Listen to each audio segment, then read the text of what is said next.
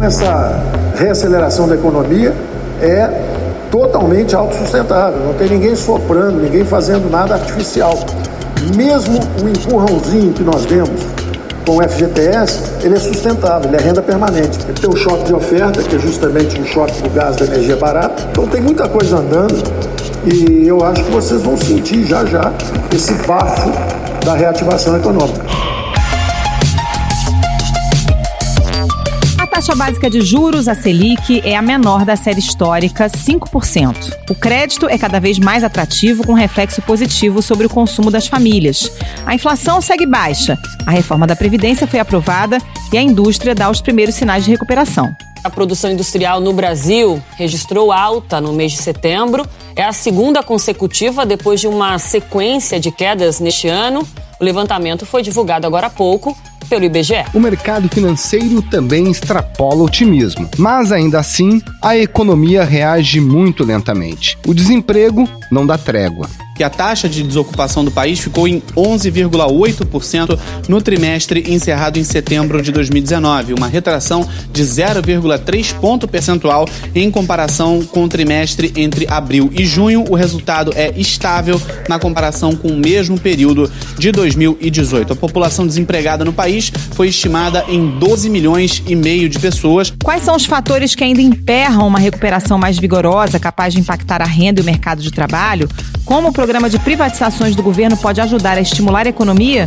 E como a política afeta o cenário econômico? Esses são os temas do Ao Ponto de hoje. Eu sou o Roberto Maltic, estou com a Carolina Moran e nós conversamos com o colunista Carlos Alberto Sartenberg e com a repórter de economia Cássia Almeida.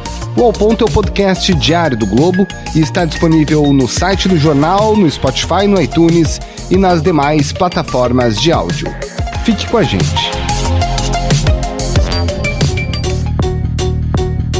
Carlos Alberto Sartenberg, a reforma da Previdência já foi aprovada, a taxa de juros está baixa, a inflação também. Por que a economia não volta a crescer de maneira consistente e o desemprego não cede, hein? Bom, claramente falta uma aceleração do investimento e do consumo.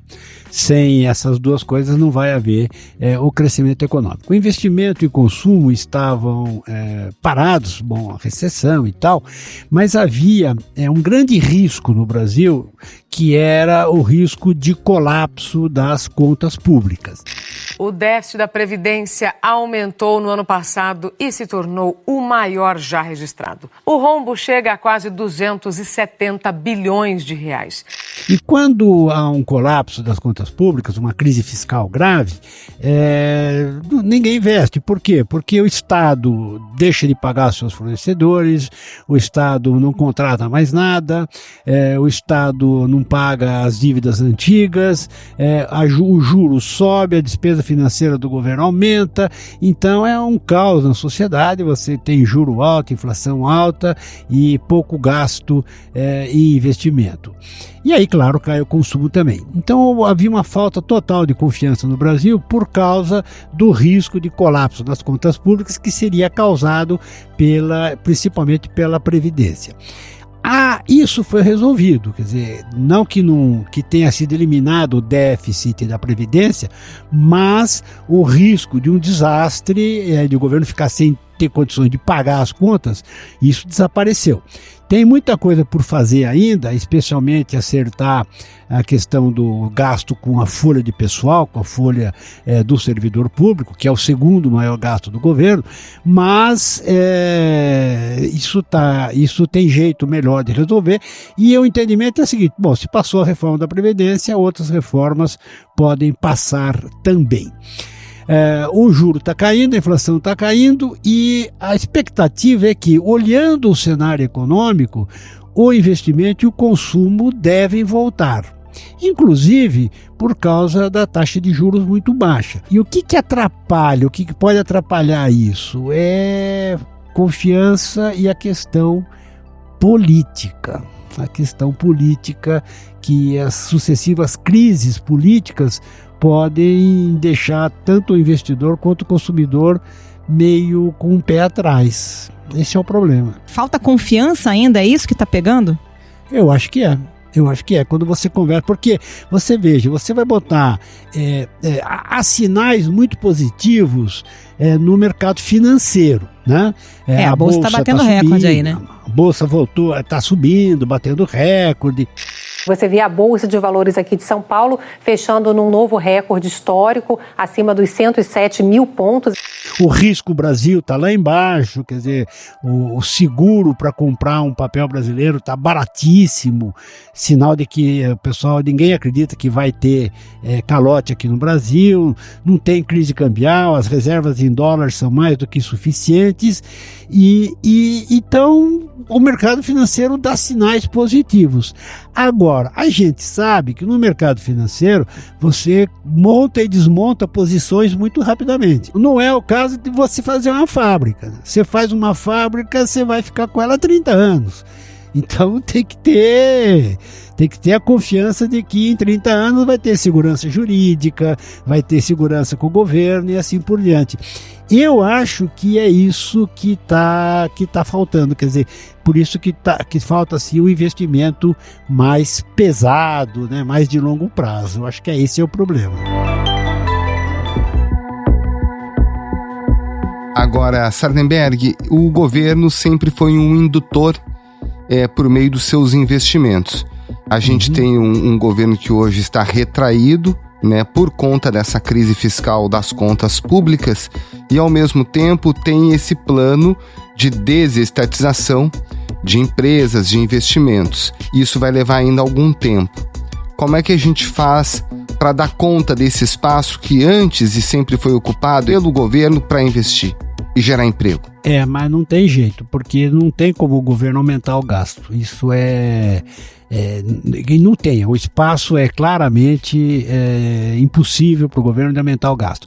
O que ele pode fazer, tem até um plano do ministro Paulo Guedes, que é o de fazer a reforma do orçamento. Então eu não gosto do carimbo. De forma a reduzir os gastos obrigatórios, as desindexações, enfim, tornar o orçamento mais livre, de poder ser trabalhado mais livremente, né? Hoje, quando os congressistas começam a votar o orçamento, já está tudo meio carimbado, tanto por cento para a saúde, tanto por cento para a educação, tanto por cento para isso, tanto por cento para os fundos do Centro-Oeste, fundo do Nordeste e tal, mesmo quando não precisa mais dinheiro para alguns setores. Você tem prefeitura que está muito bem com a escola está funcionando bem, as escolas também, todos os alunos estão atendidos e é obrigado a aumentar o gasto com educação. Poderia gastar em outras coisas, por exemplo, numa estrada, em vias públicas e tal. Hoje vai para o investimento que sobra, e sobra pouco, né? Sobra cada vez menos. Então essa é a medida. Agora, essa depende de uma reforma no sistema orçamentário brasileiro, que é complicado. Então não é de hoje para amanhã. Então o que sobra só tem uma coisa que é investimento privado. Investimento privado, tem dinheiro privado disponível, com a queda das taxas de juros, isso facilita a obtenção de financiamentos e tem negócios bons a serem feitos no Brasil, né? Desde transmissão de energia, poço de petróleo. Estamos privatizando, a meta desse ano já foi superada antes do final do ano, estamos só fazendo o aquecimento inicial. Obras gerais de infraestrutura, serviços públicos em geral, tem muita coisa, estrada, porto, aeroporto, tem muita coisa por fazer e tem muito capital privado disposto a fazer isso. E então depende do programa de concessões e privatizações. Mas tem que ser um programa com muita credibilidade e muita segurança, porque o cara vai botar um dinheiro por 30 anos. Não pode ser como, por exemplo, está acontecendo no Rio de Janeiro. Com a linha amarela, né? Pois as concessões estão sendo contestadas, a prefeitura vai lá e destrói as casas de pedágio, quer dizer, é uma coisa inimaginável, né? O prefeito do Rio de Janeiro, Marcelo Crivella, do PRB, quer cancelar o contrato de concessão de uma via expressa da cidade e mandou destruir a Praça do Pedágio. Mas a justiça determinou que a cobrança volte a ser feita. E o presidente Bolsonaro cria atritos também internamente, inclusive com o próprio partido, né, e com a base no Congresso. O ministro Paulo Guedes tem uma agenda ampla de reformas aí na manga, reforma administrativa, reforma tributária. Qual é a expectativa no setor produtivo com relação a essa agenda de reformas? Olha, até aqui as pessoas acreditam, quer dizer, eu encontro muitas pessoas que acreditam que está descolado, que tem dois governos, tem o Paulo Guedes e o outro governo, né? Para falar a verdade, tem o Paulo Guedes e o Ministério da Infraestrutura, que são considerados assim os dois lados do governo que funcionam. E do outro lado é outra coisa, entende? Agora, o problema é que até agora andou, por exemplo, passou a reforma da Previdência, né? O governo sem base no Congresso, brigando com o seu próprio partido, e a reforma da Previdência foi votada por uma ampla maioria. A expectativa positiva é que isso continue assim, entende? Que o pessoal que se vire lá das suas brigas políticas e o Congresso votando as matérias importantes. As coisas estão indo melhor até do que nós esperávamos, no sentido das dificuldades. Parecia que não ia haver governabilidade, não ia haver apoio. Ora, nós encontramos um Congresso maduro, preparado para apoiar as reformas. E aí depende muito da liderança dos parlamentares, do Rodrigo Maia, das lideranças importantes do Senado e tal, para tocar a agenda independentemente das confusões feitas pelo presidente e pela sua família. Essa é a expectativa. Positiva. A outra é você achar que uma hora a política vai atrapalhar a economia. Aí isso a gente não tem como antecipar, né? O que a gente pode dizer é que até agora ficou descolado, né? As reformas estão andando a despeito das confusões políticas. Então tá bom, Sardenberg, obrigada pela participação. Até a próxima. Muito obrigado, Sardenberg. Um abraço. Até uma próxima. Obrigado a todos.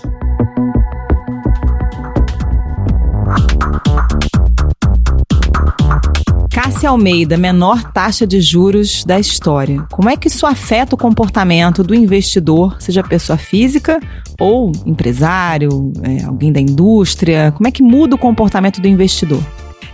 Carolina, é uma situação inédita no Brasil, né? Eu sou repórter de economia há alguns anos e a gente, toda vez que tinha uma reunião do Comitê de Política Monetária que decidia os juros brasileiros, a gente via que o Brasil era o maior juro do mundo. A gente conviveu isso durante décadas. A gente acompanha a escalada dos juros desde março de 2013. A gente vê lá na ponta o menor nível da história, 7,25%. E depois disso, a taxa não parou de subir. Hoje a gente está vendo um momento inédito de você ter uma taxa de juros de 5%, muito baixa, nunca teve esse patamar de taxa de juros no Brasil, que é a taxa Selic, a taxa básica de juros, que remunera os títulos públicos brasileiros, né, os títulos da dívida brasileira. Então é uma situação muito peculiar que realmente está mudando muito a economia brasileira. Para os investidores, quer dizer, investidor pessoa física, aquele que investe em fundos ou no Tesouro Direto, o rendimento dele vai diminuir. Tem muita gente entrando na Bolsa de Valores, então a parcela de pessoas físicas na Bolsa de Valores aumentou, praticamente dobrou, tem quase 1,5 milhão, ou mais do que isso até, de pessoas físicas investindo na Bolsa, até mesmo porque os juros estão caindo. Então, quer dizer, não é tão atraente, então você muda para o outro lado. As empresas também, para as empresas é muito bom, porque você tem juro mais barato, você tem crédito mais barato, projetos de investimento podem ser levados adiante com uma capacidade com menos custo, né? Você tinha o BNDES antes que financiava um juro subsidiado, você não tem mais, mas os juros estão muito mais baixos. Então, você pode ir para a Bolsa, lançar ações para financiar projetos de investimento, debêntures, que são aqueles papéis que são conversíveis, são títulos, né, de empréstimo das empresas, que podem ser convertidos em ações. Então, as empresas também estão se financiando melhor. Então, você tem uma mudança muito interessante para ver como é que vai acontecer com o Brasil, porque é uma situação inédita para a gente. E a tendência é cair mais. A tendência é cair mais. A expectativa dos economistas é que ela chegue a 4,5% este ano e no ano que vem ela chegue a 4%. Agora, Cássia, é um cenário que se deve a uma recessão prolongada, né, no Brasil. Mas tem um lado positivo, que é o alívio da pressão nas contas públicas, né? Com juros mais baixos, o governo se endivida menos. Exatamente. Assim, um efeito direto no custo da dívida pública brasileira. A nossa dívida já está perto de 80% do nosso PIB, que é em torno de 6,5 trilhões. Então, você tem um efeito claro. Quando os juros caem, o governo se endivida por uma taxa bem menor. Para você ter uma ideia, em 2016, quando os juros estavam a 14,25, até agora, a diferença do que a gente paga de serviço da dívida, que são juros, etc., os encargos que você vai pagando, caiu em 200 bilhões. De 2016, quando era 14,25, e agora com 5%. Então, você tem um alívio muito grande nas contas públicas. Considerando que a gente ainda está se endividando, porque a gente ainda tem um déficit fiscal alto, então, esse juro mais baixo dá um alívio na conta pública e abre um espaço importante aí para a administração das despesas do governo. Agora, apesar desse cenário favorável ao investimento, você tem pouca demanda. Você não tem gente comprando. Quais são os sinais, ou há sinais de que a demanda começa também a melhorar, ou ainda falta? A demanda no Brasil está caminhando a passos lentos. Assim, você tem um desemprego muito alto, você tem quase 12 milhões de desempregados, você tem uma subocupação muito grande, quer dizer, pessoas que gostariam de trabalhar mais tempo e não conseguem vaga. E a demanda, o salário é que faz a economia girar, você tem mais consumo. Há um aumento de ocupação, mesmo que seja informal, quer dizer, de qualquer maneira, é mais renda na economia. Mesmo que não seja o ideal, há um pouco mais de renda na economia. O governo também liberou agora o fundo de garantia. Nesse momento, quer dizer, as pessoas podem ter um pouco mais de dinheiro, ou para quitar dívida, aí podem tomar novo crédito com juro mais baixo. E isso pode aquecer um pouco, pode ter algum efeito. Nós fizemos de um jeito, não atingimos o crédito da construção civil, pegamos a renda excedente daquilo e distribuímos como um 14º salário para quem ficar empregado. Então foi criado um 14º salário permanente. Não é como no governo anterior, que foram sacar uma vez e acabou. Não. Agora todo ano saca. Todo dia de aniversário você vai lá e recebe uma renda permanente. Para as empresas, você tem uma situação boa financeiramente para investir, mas como você mesmo falou, falta de demanda também é um freio. Quer dizer, a empresa também não vai investir em aumentar, fazer uma nova fábrica, se lá na frente ela acha que ninguém vai comprar. Então, mesmo tendo uma situação melhor financeira, com juro mais baixo, mas esses projetos podem sair, mas também vagarosamente. A gente está vivendo uma situação ainda de recuperação instável ainda, com muitos indicadores negativos e alguns positivos que vão se completando.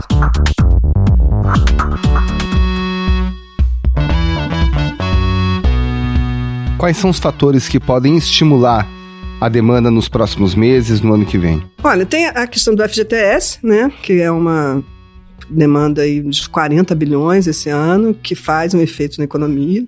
Fez na época do Michel Temer, pode ter alguma coisa. Há uma expectativa de que você melhore o emprego, as vagas formais começam a crescer um pouco mais lentamente. Então, por aí, o que poderia ser feito? Os juros já estão baixando.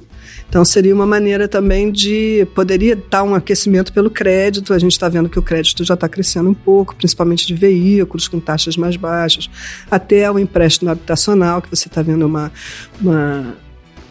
disputa entre os bancos para baixar a taxa. A própria Caixa Econômica Federal já fez 3 cortes de juros no empréstimo habitacional. Ele aumentou 13% em relação ao ano passado. Então, tudo isso vai se somando, pode ter algum efeito. Agora, isso é as informações que a gente tem até hoje, do que pode dar um aquecimento, mas não é nada bombástico. Agora, a gente está prevendo, desculpa te interromper, Carol, mas a gente está prevendo um crescimento de menos de 1% esse ano. Vai ser o 3º ano seguinte que a gente está crescendo perto de 1%. Então, realmente, nosso crescimento está baixo. Não é fácil você arranjar emprego para tanta gente de uma hora para outra, até porque muita gente está desempregada, eu lamento muito, não tem qualificação. São pessoas humildes, que basicamente buscam emprego onde? Na construção civil. Essa semana o governo já pretende anunciar um pacote de estímulo ao emprego. que a gente já sabe desse pacote? O que a gente já sabe é que ele pretende pegar uma faixa de jovens que historicamente tem a maior taxa de desemprego, são os que têm mais dificuldade de conseguir emprego no mercado, e os mais velhos, os de 55 anos. Quer dizer, tem duas questões: você fez uma reforma da Previdência que a pessoa vai ter que ficar mais tempo no mercado, então você tem que ter emprego para essas pessoas. E os mais jovens, eles vão eliminar 30% dos encargos trabalhistas e vai ser mais fácil você contratar, vai ficar mais barato contratar. A ideia é que você não possa demitir, contratar com menos encargo, teria que ser uma vaga nova. Então, o governo pretende lançar esse pacote nessa semana. Vamos ver qual é o efeito que isso vai ter na economia, se ela se aquecer. Cássia Almeida, obrigada pela participação mais uma vez. Até a próxima. Obrigada a vocês, até a próxima. Valeu, Cássia.